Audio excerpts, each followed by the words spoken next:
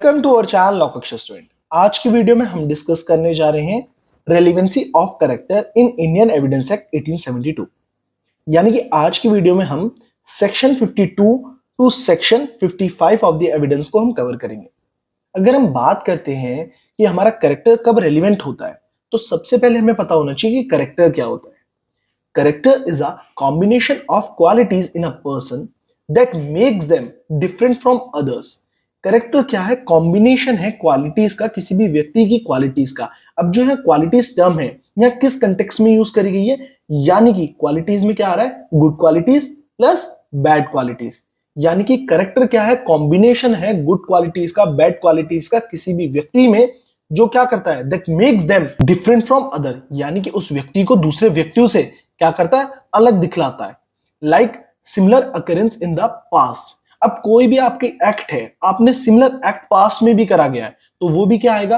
Character में क्या आएगा? कंडक्ट की, आपका कंडक्ट क्या है, आपने पास्ट में कोई कंडक्ट कराओ। फॉर एन एग्जांपल यहां बहुत अच्छे से समझाने की कोशिश करता हूं आपको। हैबिचुअल ऑफेंडर, अगर एक व्यक्ति क्राइम कर चुका है, फिर अगेन वो क्राइम कर रहा है, तो जब उसके न्यू केसेस होंगे तो उसमें हम क्या कह सकते हैं कि सर जज साहब, ये व्यक्ति क्या हैबिचुअल ऑफेंडर है, ये पास्ट में बहुत सारे ऐसे ऑफेंस करता है। Clear? Character includes both general deposition and reputation. अगर हम बात करते हैं तो कैरेक्टर किस किस चीज को इंक्लूड करता है? जनरल डिपोजिशन को और रेपुटेशन को। अब देखते हैं ये डिपोजिशन क्या है, रेपुटेशन किसे कहते हैं। Reputation what people think about a person, यानी कि लोग एक व्यक्ति के बारे में क्या सोचते हैं, उसे हम क्या कहते हैं? रेपुटेशन। नॉर्मली आपने डेली लाइफ में सुना होगा इस व्यक्ति की क्या रेपुटेशन है, यानी कि लोग इसके बारे में कैसा सोचते हैं, लोग इसको किस कैरेक्टर का व्यक्ति मानते हैं। डिपोजिशन क्या होता है? When a person tales character by his personal experience, जब एक व्यक्ति कैरेक्टर के बारे में बताता है किसी अन्य व्यक्ति के, कैसे? बाय हिज पर्सनल एक्सपीरियंस, यानी कि उसके पर्सनल एक्सपीरियंस के हिसाब से। फॉर एग्जाम्पल, मेरा एक फ्रेंड है ए, मैंने उसे 5000 रुपीज दिए। उसने कहा कि शुभम मुझे 5000 रुपए दे दे, मैं तेरे पैसे 5 दिन में लौटा दूंगा। क्लियर? और 5 दिन बाद उसने मुझे लौटा दिए। तो मैंने उसका कैरेक्टर, अगर किसी ने मुझसे पूछा या कोई भी ऐसी सिचुएशन आई कि यार ये मेरे से पैसे मांग रहा है, मैं इसे दे दूं, तो मैं अपने पर्सनल एक्सपीरियंस के हिसाब से, जो जो मैंने क्या करा है, पर्सनल एक्सपीरियंस लिया है कि उसने मुझसे 5 दिन में मांगे थे और 5 दिन में ही उसने मुझे पैसे लौटा दिए, तो वो मेरा क्या है? पर्सनल एक्सपीरियंस है, मैं उसके कैरेक्टर को बता रहा हूं। फॉर एन एग्जाम्पल, मैंने ए को 5000 रुपए दिए, वो मेरा फ्रेंड है और उसे मैंने 5000 रुपए 5 दिन के लिए दिए थे, और अभी 6 महीने हो चुके हैं और उसने मेरे पैसे नहीं दिए और ना ही वो दे रहा। तो मैं क्या कर रहा हूं? अपने पर्सनल एक्सपीरियंस से जब एक व्यक्ति का कैरेक्टर बता रहा हूं, तो वो क्या कहलाता है? Deposition. Character can be good और बैड। एक व्यक्ति का, एक पर्सन का कैरेक्टर क्या हो सकता है? गुड भी हो सकता है, बैड भी हो सकता है। Section 52 to section 55 of the Evidence Act 1872 deals with the relevancy of character in civil and criminal proceeding। Section 52 से लेके सेक्शन 55 तक किसके? एविडेंस एक्ट के किसके बारे में बात करते हैं? रेलिवेंसी ऑफ कैरेक्टर के बारे में। किस किस में? In civil and criminal proceeding. यानी कि आज की वीडियो में हम क्या डिस्कस करेंगे? Relevancy of character. अगर हम बात करते हैं कि relevancy of character civil suit में कौन कौन से सेक्शन बात करते हैं, यानी कि सेक्शन 52 एंड 55 सिविल सूट में डील करते हैं, और क्रिमिनल प्रोसीडिंग कौन से सेक्शन में? 53 एंड 54। 52-55 सिविल सूट में रेलिवेंसी ऑफ कैरेक्टर को बताते हैं एविडेंस के। एविडेंस के सेक्शन 53 और 54 रेलिवेंसी ऑफ कैरेक्टर को किसमें बताते हैं? In criminal proceedings. One by one cover करते हैं। Turn to the next slide. Section 52। Section 52 of the act, कौन सा एक्ट पढ़ रहे हैं? Indian evidence act 1872। Section 52 of the Act lays down the general rule that in civil case, evidence of character of any person concerned is not admissible। एक व्यक्ति का character हमारा evidence act में एडमिसेबल नहीं होगा। नॉट एडमिसेबल, यानी कि किसी भी व्यक्ति का, किसी भी पर्सन का कैरेक्टर, वो चाहे गुड हो या बैड हो, एडमिसेबल नहीं होगा इसमें सिविल सूट्स में। For the purpose of raising inference as to his conduct, thus it provide the character to be irrelevant in civil cases। हम कैरेक्टर को सिविल केसेस में क्या मानते हैं? इररेलेवेंट मानते हैं। और हम जानते हैं इररेलेवेंट चीजें हमारी क्या नहीं होती? एडमिसेबल नहीं होती। देखिए हमारा कैरेक्टर सिविल सूट में क्या है? Not admissible. क्यों? क्योंकि हमने करेक्टर को क्या माना है? इररेलेवेंट माना है। किसमें? सिविल सूट में, सिविल केसेस में। The principle behind this provision is that the court should try the case on the basis of fact and circumstances. इसके पीछे का रीजन क्या है? कौन सा प्रिंसिपल है कि हमने कहा है कि करेक्टर हमारा इररेलेवेंट है सिविल केसेस में और नॉट एडमिसेबल है? क्योंकि कोर्ट चाहती है, court should try the case on the basis of fact and circumstances, not on the basis of general character of a person. कि जो सूट है वो कैसे, जो सूट पे डिसीजन दिया जाए वो किसके बेसिस पे दिया जाएगा? फैक्ट एंड सर्कमस्टांसेस के बेसिस पे दिया जाएगा, ना कि general character of a person, यानी कि एक व्यक्ति का कैरेक्टर कैसा उसके बेसिस पे दिया जाए। देखिए इसे एग्जांपल से समझते हैं, बहुत अच्छे से समझ आएगा आपको। ए एंड बी है।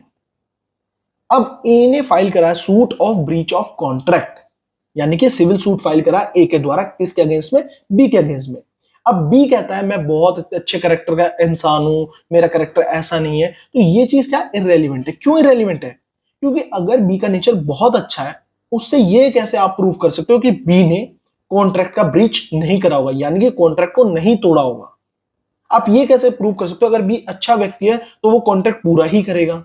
ये इस वजह से कोर्ट ने क्या कहा है कि अगर आप कैरेक्टर के बारे में बताते हैं, पहली बात वो एडमिसिबल नहीं कहलाया जाएगा। किसमें? सिविल केसेस में। क्यों नहीं कहलाया जाएगा? क्योंकि वो क्या है? इररेलेवेंट है सिविल सूट्स में। Here evidence of a character of any person is not admissible. Evidence of character चाहे वो ए दे या बी दे, किसी भी व्यक्ति का एविडेंस उसके, यानी कि किसी भी व्यक्ति के कैरेक्टर का एविडेंस क्या नहीं होगा? एडमिसिबल नहीं होगा। Because character of party is पर से इररेलेवेंट। या पार्ट की जगह क्या कर लीजिए बच्चों? पार्टी कर लीजिए। Because character of party is पर से इररेलेवेंट। क्यों एविडेंस नहीं है हमारा कैरेक्टर का? जो हम एविडेंस देते हैं वो एडमिसिबल क्यों नहीं है? क्योंकि जो कैरेक्टर है पार्टी का पर से क्या है? इररेलेवेंट है। यानी कि यहां से हमें समझ आ रहा है कि ऐसी सिचुएशंस भी होंगी जिसमें हम सिविल सूट में भी क्या दे सकते हैं? कैरेक्टर का एविडेंस दे सकते हैं, यानी कि एविडेंस ऑफ कैरेक्टर एडमिसेबल होगा सिविल सूट में भी। कौन सी सिचुएशन है देखेंगे आगे। Clear? Come to the next slide. अगर हम जनरल रूल के बारे में बात करते हैं, किसके? Section 52 of the Indian evidence act 1872 की। तो जनरल रूल क्या कहता है? Evidence of character whether good और bad can not be given because character in civil suit per se is irrelevant. अगर हम बात करते हैं कि हम किसका एविडेंस दे रहे हैं? कैरेक्टर का एविडेंस दे रहे हैं, चाहे कैरेक्टर गुड हो या बैड हो, वो क्या होगा? हमारा एडमिसेबल नहीं होगा as per the section 52।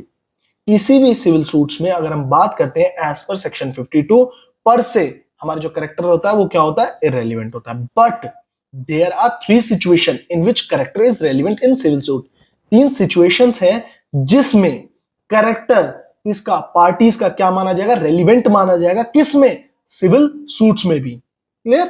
1, when the character is itself a fact and issue. जहां कैरेक्टर क्या होगा? खुद से ही क्या होगा? फैक्ट एंड इशू होगा। Second, where character is otherwise relevant. And the third one, where character affect the damages, section 55। अब इसे 1 by 1 समझते हैं। Clear? Come to the next slide. When the character is itself a fact and issue, यानी कि जहां पे character ही क्या है? फैक्ट एंड इशू है, उस सिचुएशन में कैरेक्टर क्या माना जाएगा? उसके लिए आप एविडेंस दे सकते हैं। और कैरेक्टर क्या माना जाएगा? रेलिवेंट माना जाएगा। Where character of a person is itself fact and issue. For an example, in a suit for libel, if libel consisted in attributing bad qualities to the plaintiff and the defendant justifies the existence of these qualities, it would be a fact and issue and evidence of a character is relevant. अब देखिए मैंने क्या कहा? जहां पे character क्या है? Fact and issue. Clear? अगर आपका किसी ने क्या करा, आपके बारे में कोई चीज क्या करी है, गलत चीज क्या लिख दिया आपके बारे में, राइटिंग में लिख दिया, न्यूज़पेपर में आपके बारे में कुछ छाप दिया। Clear? If libel consisted in attributed bad qualities to the plaintiff. अब प्लेंटिफ ने क्या करा? केस कर दिया कि इस व्यक्ति ने इस जगह मेरे बारे में गलत गलत चीजें कही। क्लियर? मुझे डिफेम कर दिया, मेरी रेपुटेशन के बारे में बात कर दी है। एंड द डिफेंडेंट जस्टिफाइज, और जो डिफेंडेंट है वो क्या कर दे? जस्टिफाई कर दे उन क्वालिटीज के बारे में। यानी कि जैसा जैसा सर मैंने लिखा है ना, जैसा जो जो मैंने लिखा है न्यूज़पेपर में वो क्या है? सत्य है, यानी कि सच है। It would be a fact in issue and evidence of character is relevant. यानी कि किसी भी व्यक्ति के कैरेक्टर के बारे में मैंने कोई चीज मेंशन कर दी, क्लियर? उसने मेरे ऊपर केस कर दिया और मैंने प्रूव कर दिया कोर्ट में। जज को क्या कर दिया? बताया जज साहब कि जो जो मैंने इस व्यक्ति के बारे में लिखा है वो क्या है, सच है। तो इस सिचुएशन में उस व्यक्ति का कैरेक्टर के बारे में जो चीज मैंने लिखी थी वो क्या हो जाएगा, कैरेक्टर क्या हो जाएगा, रेलिवेंट हो जाएगा। तो यहाँ उस व्यक्ति का कैरेक्टर ही क्या है, फैक्ट एंड इशू है, मेन इशू यही तो है, मैंने उसके कैरेक्टर के बारे में क्या करा है, गलत चीज लिखी है। B, where character is otherwise relevant, section 52 of Evidence Act 1872 clearly indicates that where the character of a person appears from facts, जहां पे किसी व्यक्ति का कैरेक्टर फैक्ट से अपेयर हो रहा है तो वहां पे भी क्या माना जाएगा, कैरेक्टर को रेलिवेंट माना जाएगा और वो क्या होगा, it will be admissible. For example, wife file a divorce petition against her husband on the ground of cruelty. अगर हम बात करते हैं वाइफ ने, एग्जाम्पल की बात करते हैं तो वाइफ ने क्या फाइल करा है, डाइवोर्स पेटिशन फाइल करा है। किसके अगेंस्ट में, हस्बैंड के अगेंस्ट में। किस ग्राउंड में, क्रुएल्टी के ग्राउंड में। She can not adduce the evidence as to his bad character, however she can prove that her husband is guilty of adultery which manifest his bad character। अब यहां पे जो वो वाइफ है वो क्या प्रूफ कर रही है, हस्बैंड के गिल्ट को प्रूफ कर रही है। हस्बैंड किस चीज के लिए गिल्टी है, गिल्टी ऑफ अडल्ट्री, कि उसके हस्बैंड के दूसरी वुमेन्स के साथ क्या है, गलत संबंध है। विच मैनिफेस्ट, अब ये चीज क्या बता रही है, उस पर्सन के यानी कि हस्बैंड के बैड कैरेक्टर को बता रही है। And is therefore otherwise relevant for proving cruelty for her husband. और यहां पे क्या हो रहा है, जो हमने अडल्ट्री प्रूफ करा है उसके व्यक्ति का यानी कि हस्बैंड के बैड कैरेक्टर को बताते हैं, तो यहां बैड कैरेक्टर क्या हो जाएगा, रेलिवेंट हो जाएगा। किस चीज को प्रूफ करने के लिए, क्रुएल्टी को प्रूफ करने के लिए। Clear. Next slide, where character affect damages, section 55, जहां पे क्या है, कैरेक्टर अफेक्ट डाल रहा हो डैमेजेस पे। सिविल सूट्स में क्या दी जाती है, पनिशमेंट नहीं, क्या दिए जाते हैं, डैमेजेस दिए जाते हैं। तो अगर किसी व्यक्ति का कैरेक्टर अफेक्ट डाल रहा है डैमेजेस पे तो वहां पे कैरेक्टर क्या हो जाएगा, रेलिवेंट हो जाएगा। बट याद रखना सेक्शन 55 किसके कैरेक्टर के बारे में बात कर रहा है, सिर्फ प्लेंटिफ के कैरेक्टर के बारे में। क्लियर, क्योंकि डैमेजेस किसे मिलते हैं, प्लेंटिफ को मिलते हैं। Section 55 provides that the character of plaintiff is relevant.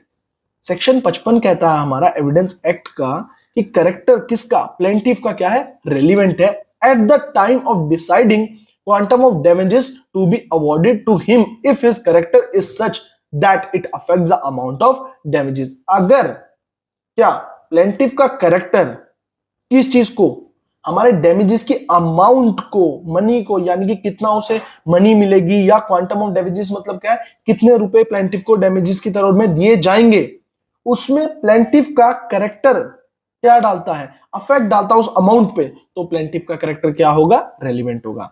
अगर प्लेंटिफ का कैरेक्टर अफेक्ट डालता है अमाउंट ऑफ डैमेजेस पे तो प्लेंटिफ का कैरेक्टर क्या होगा बच्चों, रेलिवेंट होगा। क्लियर। अभी मैं आपको समझाऊंगा किस तरीके से।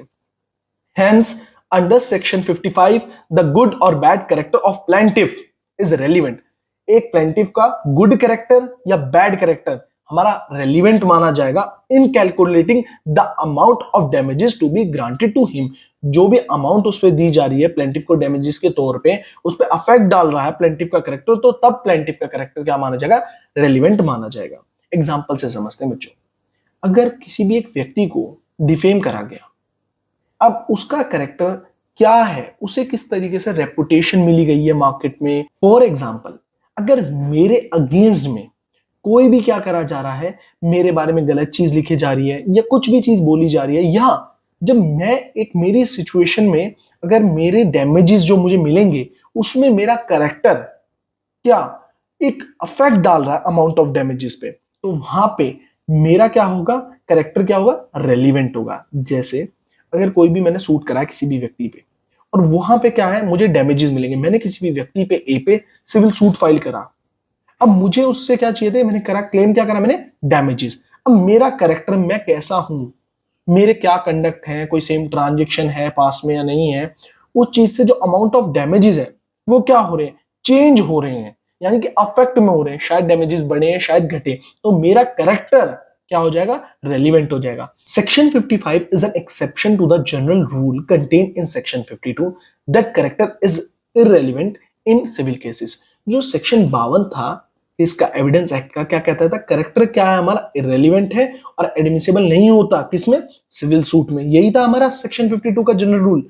तो सेक्शन 55 क्या है, सेक्शन 55 है एक्सेप्शन किसका? सेक्शन 52 के जनरल रूल का। Plaintiff character affect amount of damages, then plaintiff character relevant. अगर प्लेंटिव का करेक्टर अफेक्ट डालता है किस पे? अमाउंट ऑफ डैमेजेस पे, तो प्लेंटिव का करेक्टर क्या हो जाएगा? रेलिवेंट हो जाएगा। देखिए, मैं जितना सिंप्लीफाइड वे में आपको समझाने की कोशिश करता हूं, उससे समझ आए तो प्लीज ज्यादा से ज्यादा वीडियोस को लाइक करें, शेयर करें, सब्सक्राइब माय चैनल। अगर वीडियो तब भी नहीं समझ आ रही है, कोई टॉपिक है, मैंने कोशिश करी बहुत ज्यादा सिंप्लीफाइड वे में समझाने की, आपको बहुत ज्यादा एग्जाम्पल देके डेली लाइफ के चार्ट में या डायग्राम फॉर्म में आपको समझाने की कोशिश करी और आपको नहीं समझ आ रहा, तो प्लीज मुझे मेरे इंस्टाग्राम अकाउंट shubhamdobal.22 में डीएम करिए कि सर ये टॉपिक हमें समझ नहीं आया। कई बार क्या होता है, जिस सेंस में हम समझा रहे हैं, जिस वे में हम समझा रहे हैं, कई बार बच्चों को नहीं समझ आता, तो हम दूसरी वीडियो बनाएंगे उसी टॉपिक पे सेम डिफरेंट मेथड को ऑप्ट करके कि किस तरीके से और अच्छी तरीके से मैं इस टॉपिक को आपको समझा पाऊं। बट वीडियोस अच्छी लगती है तो प्लीज ज्यादा से ज्यादा सपोर्ट दीजिए, अच्छे अच्छे कमेंट्स करिए, मुझे बहुत मोटिवेशन मिलती है। कई स्टूडेंट्स क्या करते हैं, मुझे डीएम करते हैं मेरे इंस्टाग्राम अकाउंट पे, थैंक यू सो मच। वो डीएम करते हैं, बहुत अच्छी अच्छी क्वालिटीज के बारे में मुझे बताते हैं, मुझे उससे बहुत मोटिवेशन मिलती है। Come to the next slide, relevancy of character in criminal cases. तो अब क्या पढ़ेंगे हम कि हमारा कैरेक्टर कब रेलिवेंट होता है, किस केसेस में? क्रिमिनल केसेस में। सेक्शन 53 और सेक्शन 54 किसके बारे में बात करते हैं? एविडेंस के। Relevancy of character in criminal cases, good character relevant. अब क्या कहा गया, सेक्शन 53 के हेडिंग में हमने क्या देखा? गुड कैरेक्टर रेलिवेंट, यानी कि क्रिमिनल प्रोसीडिंग में जो गुड कैरेक्टर है वो क्या होगा? रेलिवेंट माना जाएगा, यानी कि बैड कैरेक्टर रेलिवेंट नहीं माना जाएगा। देखते हैं, section 53 provides that in criminal proceeding good character of the accused is relevant. Section 53 क्या कहता है कि किसी भी क्रिमिनल प्रोसीडिंग में अगर हम बात करते हैं अक्यूज के कैरेक्टर की, तो उसका गुड कैरेक्टर क्या होता है? रेलिवेंट होता है। क्यों रेलिवेंट होता है? इन ऑर्डर टू जज हिज इनोसेंस और क्रिमिनलिटी, कि उसका नेचर क्या है, उस व्यक्ति का, उस पर्सन का, भाई क्रिमिनलिटी, वो उसके इनोसेंस प्रूफ हो रही है नहीं हो रही उसके कैरेक्टर से, यानी कि क्रिमिनलिटी क्या है, एग्जांपल से समझते हैं। देखिए, अगर कोई व्यक्ति है हैप्चुअल ऑफेंडर है, यानी कि वो ऑफेंस कमिट करता रहता है, तो वहां से हमें पता चल जाएगा कि जो इसका कैरेक्टर है वो क्या है? बैड है। अगर वो व्यक्ति का हम क्या कर रहे हैं? गुड कैरेक्टर को प्रूफ कर रहे हैं, अक्यूज्ड के गुड कैरेक्टर को प्रूफ कर रहे हैं, तो वो चीज क्या है? रेलिवेंट है कि सर ये पर्सन ऐसा नहीं था, इससे क्या हुआ, हीट एंड पैशन में या सडन प्रोवोकेशन कह लीजिए, या आप क्या कह लीजिए, अपने आप को सेल्फ डिफेंस के लिए इसने क्या करा, ये क्राइम कमिट कर दिया। Every accused is at liberty to give evidence of his good character. जो हमारे अक्यूज्ड होते हैं उन्हें क्या है? पूरी तरीके से लिबर्टी दी गई है, किसके through? By section 53 of the evidence act, कि वो क्या दे सकते हैं? एविडेंस दे सकते हैं अपने गुड कैरेक्टर का। In criminal proceedings, a man's character is often a matter of importance in explaining his conduct and in judging his innocence or criminality। अगर हम बात करते हैं कि देखिए, एक अक्यूज के कैरेक्टर का, गुड कैरेक्टर का अगर एविडेंस दिया जाता है तो वो क्या रोल प्ले करता है? क्योंकि देखिए, जब ऑर्डर दिया जाएगा, जब कोर्ट क्या करेगी, ऑर्डर पास करेगी, तो वो कंसीडर करेगी कि ये व्यक्ति, जो एक व्यक्ति है जिससे क्राइम कमिट हुआ है, अगर उसका कैरेक्टर गुड है, तो ये सब चीज इवैल्यूएट करके क्या दिया जाएगा? ऑर्डर दिया जाएगा कि ये व्यक्ति इनोसेंट है, इस व्यक्ति की कोई भी ऐसी पास्ट में ऐसी हिस्ट्री नहीं थी, इसका कैरेक्टर बहुत अच्छा है, इस व्यक्ति ने क्राइम किस में कमिट करा है? For an example, self defence में कमिट करा है। तो इस सिचुएशन में क्या होगा हमारे क्रिमिनल प्रोसीडिंग्स में? इसलिए ही अक्यूज्ड क्या दे सकता है? अपने कैरेक्टर का क्या दे सकता है? गुड कैरेक्टर का एविडेंस दे सकता है। एक और चीज समझते हैं, देखिए ये क्यों अलाउ करा गया है, यानी कि as per the section 53 evidence क्यों दे सकता है एक हमारा अक्यूज अपने गुड कैरेक्टर का? इसलिए भी दे सकता है क्योंकि अगर हम कहते हैं वो अपने गुड कैरेक्टर का एविडेंस नहीं दे सकता अक्यूज, तो ऐसी सिचुएशन में उसे क्या कर दी जाए? पनिशमेंट दे दी जाए। अगर वो अपने गुड कैरेक्टर का एविडेंस ही नहीं दे पाएगा, उसे कोर्ट ने क्या करा? पनिशमेंट दे दी। तो ऐसा भी तो हो सकता है कोई इनोसेंट व्यक्ति जिसने सीरियसली क्या करा हो, अपना सेल्फ डिफेंस में कोई भी क्राइम कमिट करा हो, उसे क्या मिल जाए? हमारा पनिशमेंट मिल जाए, यानी कि क्या हो जाएगा? इनजस्टिस हो जाएगा। तो इसलिए ही हमारे सेक्शन 53 में क्या दिया गया है? एक तरीके से राइट दिया गया है कि क्या कर सकता है अक्यूज? अपने गुड कैरेक्टर का भी एविडेंस प्रूव कर सकता है। Clear? Come to the next slide, bad character not relevant. Section 54 makes the bad character of an accused person irrelevant. देखिए, सेक्शन 54 क्या कहता है हमारा एविडेंस एक्ट का, कि बैड कैरेक्टर अक्यूज्ड का क्या है? इररेलेवेंट है। It is to be noted that by way of Criminal Law Amendment Act 2013, Section 53A was added to provide protection to the victims of sexual offenses in case where the context of such person is in question.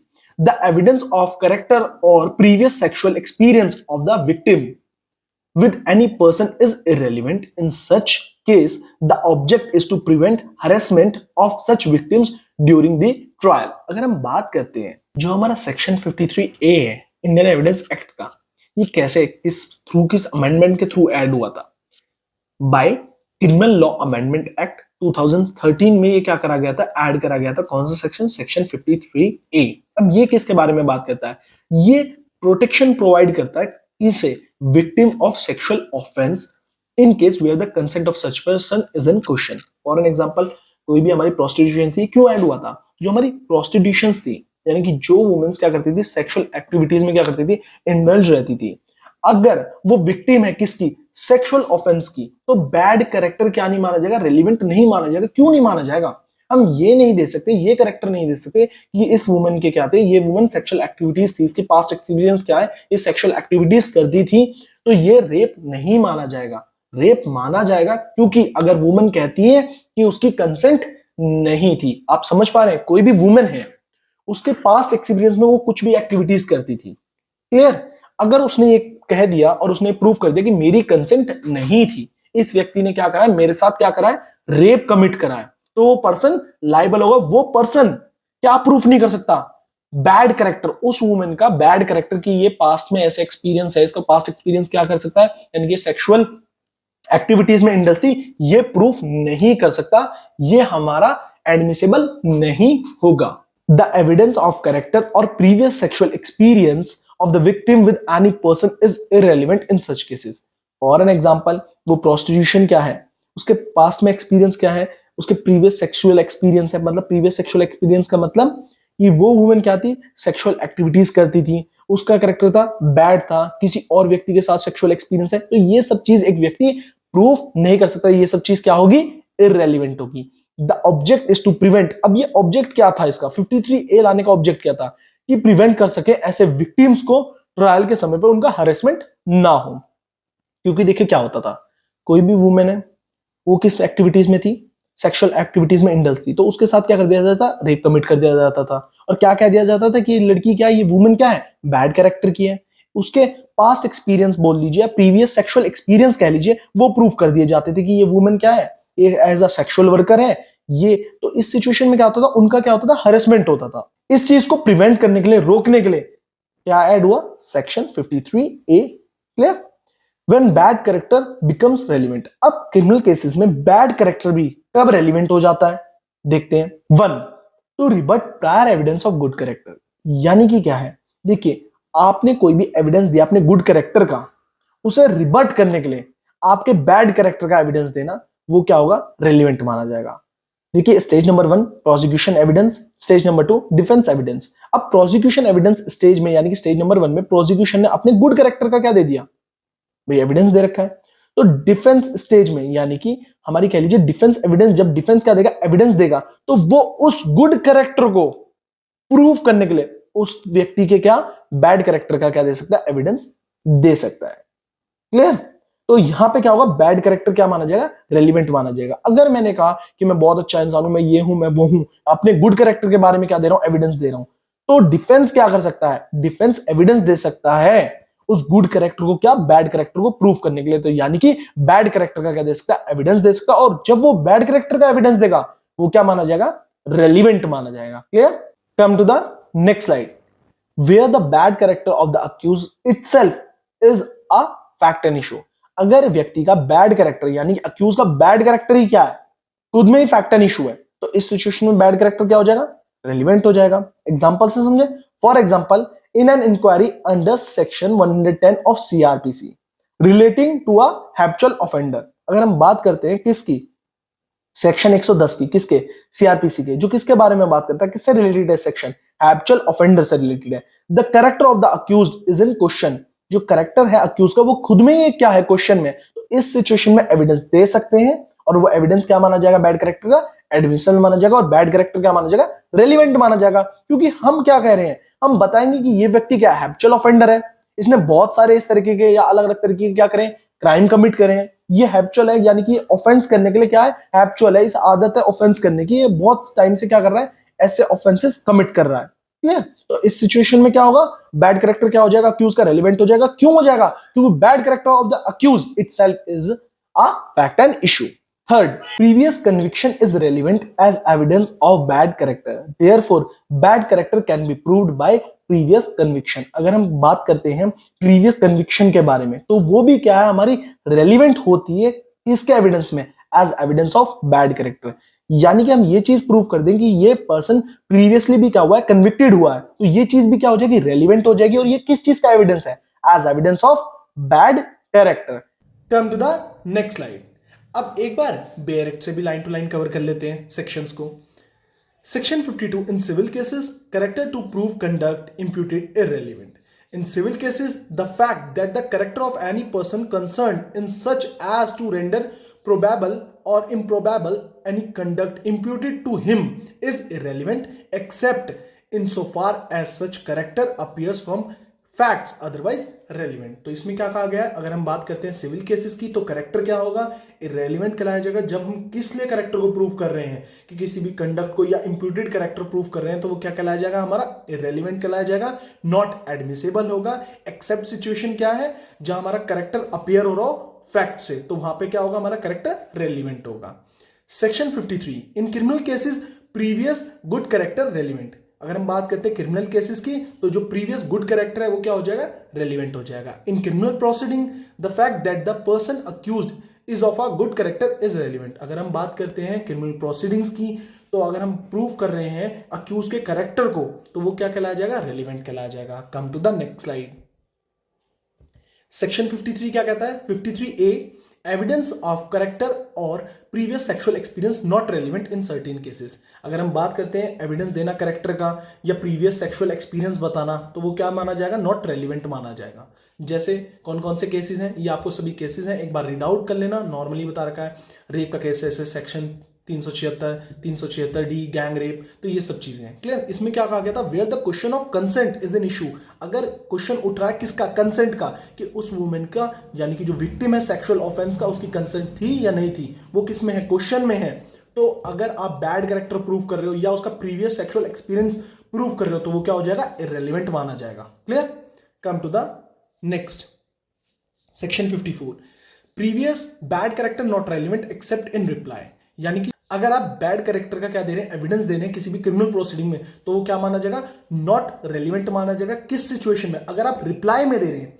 Reply का means क्या हो गया, अगर prosecution ने अपने good character का evidence दिया, उसके रिप्लाई में आप उसके कैरेक्टर को बैड प्रूव कर रहे हो, तो वो क्या माना जाएगा, रेलिवेंट माना जाएगा। अदरवाइज हमारा क्या माना जाएगा, इररेलिवेंट माना जाएगा। क्लियर? एक्सप्लेनेशन 1 क्या कहता है, this section does not apply to cases in which the bad character of any person is itself a fact and issue. Explanation 1 क्या कहता है, अगर आप बैड कैरेक्टर का एविडेंस दे रहे हो तो भी रेलिवेंट माना जाएगा। किस सिचुएशन में, जब बैड कैरेक्टर किसी पर्सन का क्या हो, खुद ही फैक्ट एंड इशू में हो। एक्सप्लेनेशन 2 क्या कहता है, a previous conviction is relevant as evidence of bad character. अगर हम बात करते हैं तो प्रीवियस कन्विक्शन क्या मानी जाएगी, रेलिवेंट मानी जाएगी as a evidence of bad character. Come to the next section 55 character as affecting damages. अगर कैरेक्टर क्या कर रहा हो, अफेक्ट डाल रहा हो डैमेजेस की अमाउंट पे, तो कैरेक्टर क्या माना जाएगा, रेलिवेंट माना जाएगा। In civil cases the fact that the character of any person is such as to affect the amount of damages which he ought to receive is relevant. जो plaintiff को damages मिलने वाले हैं, तो प्लेंटिफ का character क्या डाल रहा है, अफेक्ट डाल रहा है किस पे, अमाउंट ऑफ द डैमेजेस पे, तो वहां पे कैरेक्टर क्या हो जाएगा, रेलिवेंट हो जाएगा। Explanation in section 52, 53, 54 and 55 the word character include both reputation and disposition। reputation में भी मैं आपको बता चुका हूँ, disposition भी मैं आपको बता चुका हूँ। क्लियर? एक और बार बता देता हूँ, reputation क्या होती है, जो पीपल्स आपके बारे में सोचते हैं, what the people thinks about you। Clear? और अगर हम बात करते हैं disposition क्या होता है, जब एक व्यक्ति क्या बताता है, आपके कैरेक्टर के बारे में बताता है by his personal experience but except as provided in section 54 evidence may be given only of general reputation and general disposition and not of a particular acts by which reputation and disposition were shown। Hopefully आप सभी के doubt सारे clear हो। Point two point अब मैंने कोशिश करी है समझाने की। अगर किसी भी पॉइंट में तब भी कुछ चीज़ नहीं समझ आती है तो विदाउट हेजिटेट आप मुझे मेरे इंस्टाग्राम अकाउंट shubhamdobal.2 में डीएम कर सकते हैं। अगर आपको लगता है कि कंटेंट अच्छा है, रेलिवेंट है, पढ़ाने का तरीका अच्छा है, वीडियो समझ आते हैं, टॉपिक क्लियर होते हैं, तो प्लीज़ ज़्यादा से ज़्यादा वीडियोस को लाइक करें, शेयर करें, subscribe my channel and also press bell icon. It's a humble request to press bell icon, क्योंकि कई बार क्या होता है कुछ वीडियोस अपलोड नहीं है जो आपके लिए ज़रूरी हो। अगर आपने बेल आइकन प्रेस कर रखा होगा तो आपको वीडियोस की सबसे पहले नोटिफिकेशन मिल जाएगी। Thank you so much, have a nice day.